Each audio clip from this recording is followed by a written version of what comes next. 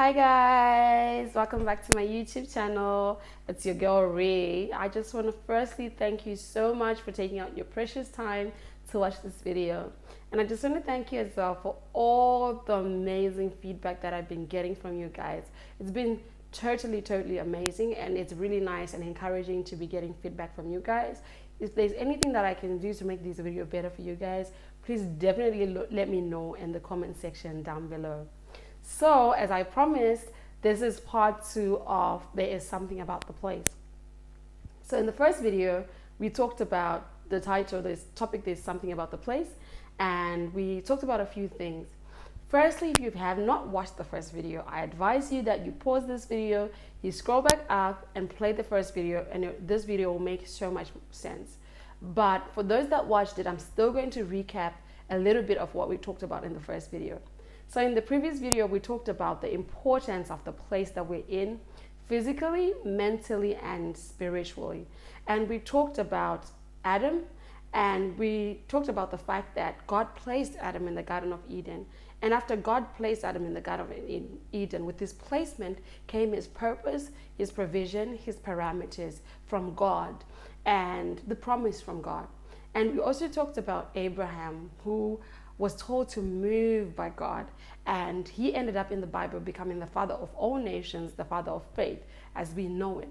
And we also really talked about the children of Israel, and we talked about how God moved them from Egypt, a place of bondage, to Canaan, the promised land, and how God led them to Canaan. And we talked about sometimes the fact that our promise and our purpose, our provision, even the person is delaying because we're holding on so tight to the current location that we're in right now, and we're not letting God move on our behalf. So that's what we talked about in the first video. And now in this video, we're going to be talking about a different section of the topic, and we're going to be talking about, let's say you have obeyed God, you have finally humbled yourself, and you have listened to his voice, and you have moved to the place that God has led you in, and you have no doubt that God has led you to this new place, and you're there, but it doesn't look like what you expected it to look like. You don't know your purpose yet. Your calling hasn't been revealed to you yet. And the promise doesn't seem like the promise.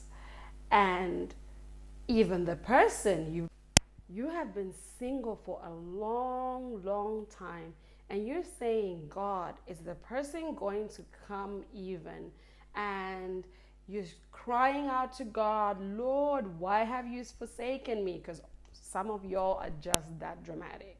Any small inconvenience, God has forsaken you. Just kidding. Anyways, I know I see myself in that situation sometimes. But you're wondering, why has God forsaken you? This doesn't look like what God said it's going to look like, and this doesn't look like the promise.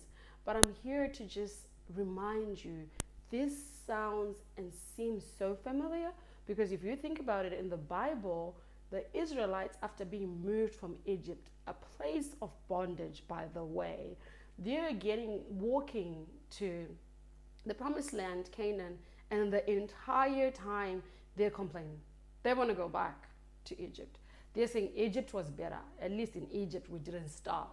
They're complaining, and instead of being grateful that they've been moved from this place of bondage, because there was a process there, like with anything that God does, there is always a process. And when they were in that waiting time, in that process, they're complaining. They want to go back to Egypt.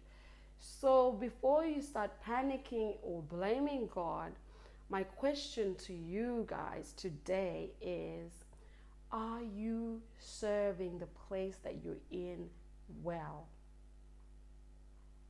Let's start there. While you're waiting, what are you doing while you're waiting on God?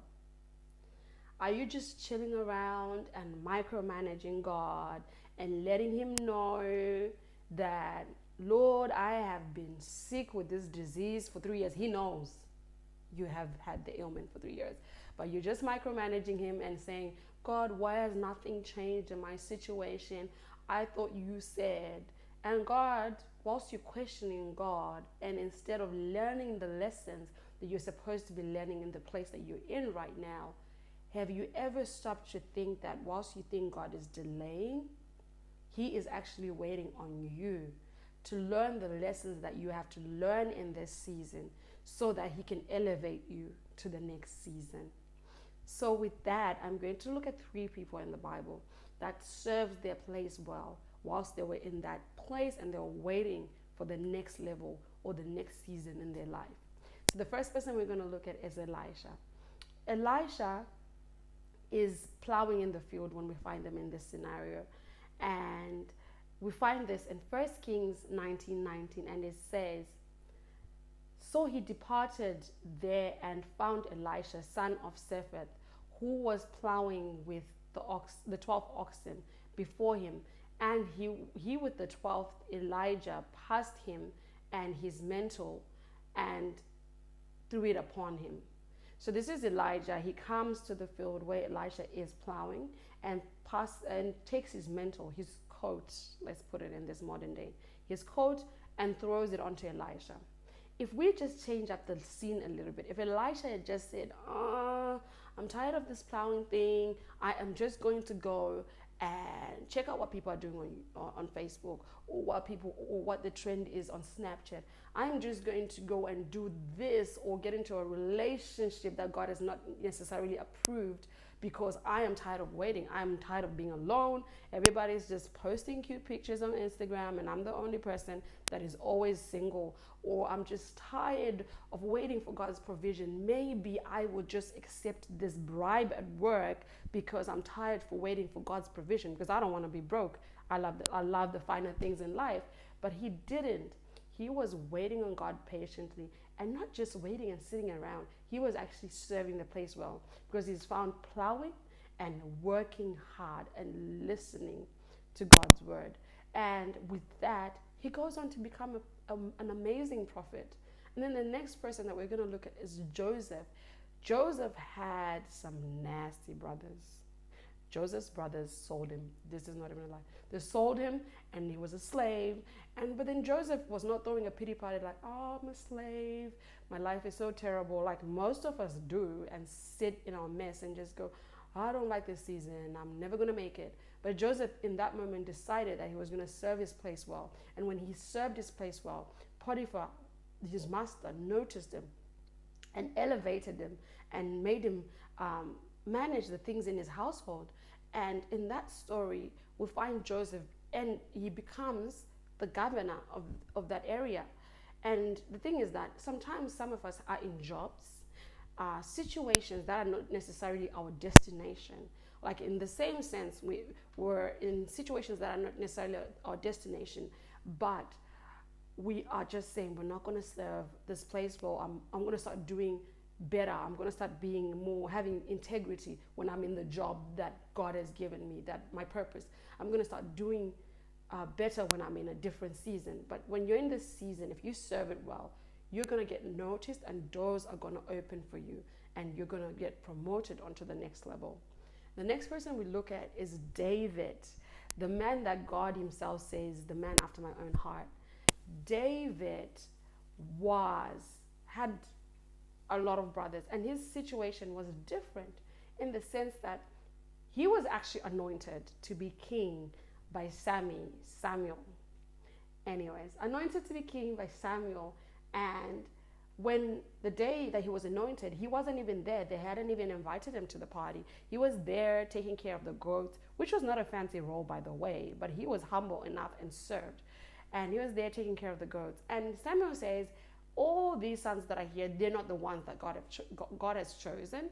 And he is actually, are these all your sons? And the father says, no, there's the one that struggled through school, that is there in the field. He's not really, doesn't have the best potential, but yeah, he is there. And and Samuel says, that one, bring him, and we will not sit down until he comes. He comes and he's anointed. And after he's anointed, man, he does not even, if it was some of us, we would go to the palace and be like, Saul, you have 24 hours to vacate, because God himself told me I was going to be king of Israel, he was still listening to his dad and he was still serving. He went back to the goats and served in a low position. And in that low position, God was molding him. God let him experience several things. He managed to wrestle a lion and fight a bear with his bare hands and overcome all these things. And so that when he saw Goliath, he was like, who is this uncircumcised Philistine? That was a cuss word back then. That's just spitting in the people, in the face of God's people. And in that moment, it took one stone and he defeated Goliath. And he was not scared because he had learned to trust in God when it was just him and God.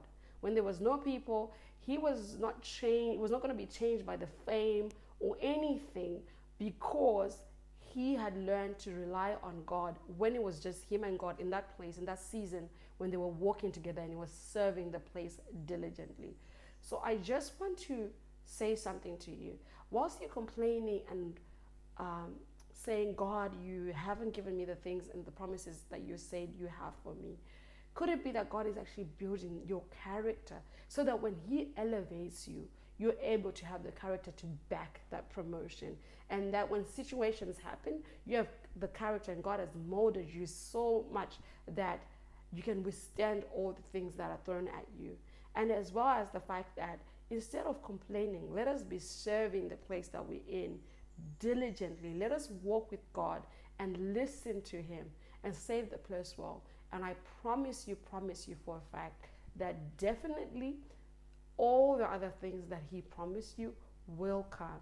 So with that, I'll just end my video. I just want to thank you so much for taking out your precious time to watch this video. If you haven't liked and subscribed to this channel, I am not sure what's going on, but like and subscribe, and please don't forget to turn on the notification button so that you're the first person to see my video when I post. And for my next video, I have something exciting coming up. Stay tuned, you will love it. It's going to be a fun video. I just want to say thank you so much, and bye for now.